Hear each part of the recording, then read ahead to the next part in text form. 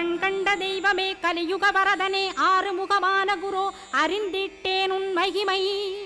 இக்கணமே வருவாய் என் ஸ்கந்த குருவே நீ என்னை காத்திடவே எனக்கு நீ அருளிடவே